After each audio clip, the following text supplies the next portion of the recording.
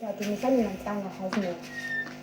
third annual Coffee Bay Cultural Festival is all about giving the youth and women in the rural areas the same opportunities that those in urban areas get.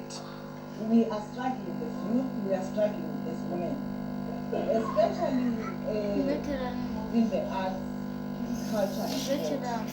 There are so many, I can tell you, ukhula kwam, ukhula ndikwazi uswima, but zange ndayibona swima pha emlanjeni.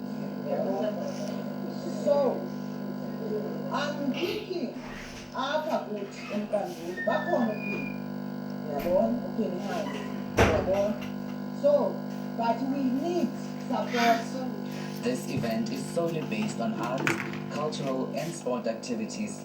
At this festival, young people of the community are given a platform to showcase and exhibit their talents.